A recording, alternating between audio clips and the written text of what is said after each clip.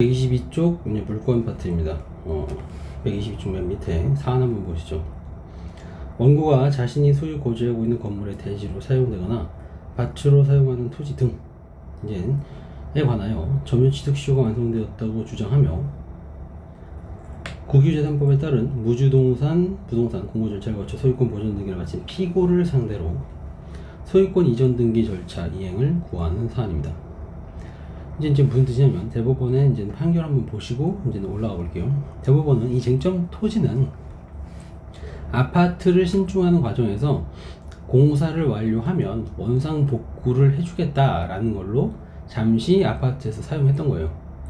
그래서 이러한 사용은 원상 복구를 전제로 한 일시적인 것에 불과했으니까 원고의 땅이었거든요. 원고의 땅은 이 아파트 공사 측의 원상 복구 약정에 따라 아파트 시행사가 결국 잠시라도 점유하고 있었죠. 이거는 원고가 그럼 아파트 시행사를 통해서 간접 점유하고 있다고 보면 된다라는 겁니다. 아파트 시행사가 이 원상 복구를 하는 조건으로 이제 공사할 때 도로가 이제 필요하잖아요. 자기네들끼리 통로하는 도로가. 거기서 이제 일시적으로 원고의 토지를 잠시 빌려서 쓴 겁니다. 그래서 이거는 원고의 토지를 아파트 시행사가 간접적으로 점유하고 있고 직접 점유하고 원고가 그를 통해서 간접 점유하고 있다고 보는 상황이에요. 그래서 아파트 완공 이후에도 원상 복구가 되지 않았다. 그러면 당연히 아파트 시행사가 직접 점유를 하고 있는 거죠.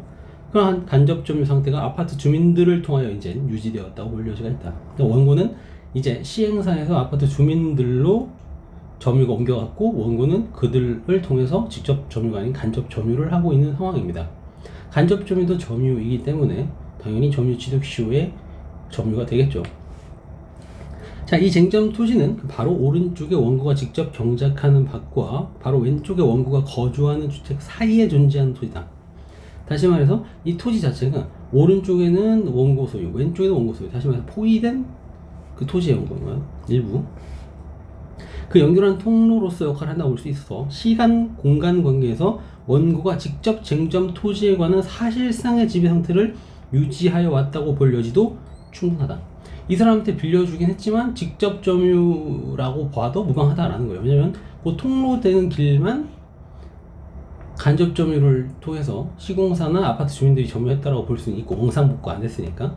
하지만 이 토지의 위치를 봤을 때 왼쪽 오른쪽은 다 피고가 지금 실제 사용하고 있고 점유하고 있으니까 시공간적으로도 결국 이 중간 빌려준 토지도 실제 직접 점유했다고 볼 수도 있다는 거예요. 그래서 이런 걸 고려하면 원고가 쟁점 토지에 관한 점유를 상실하지 않는 것으로 볼 수 있다라는 겁니다. 되시겠죠? 그래서 이와 달리 이 쟁점 토지 중간에 빌려준 토지가 원고의 소유권 이전 등기 청구권이 결국 소멸시효가 완성되었다라고 보는 것은 무리다라는 거죠. 되셨죠? 간접 점유 혹은 직접 점유로도 볼 수 있다. 그러니까 점유한 것이 맞다라는 겁니다.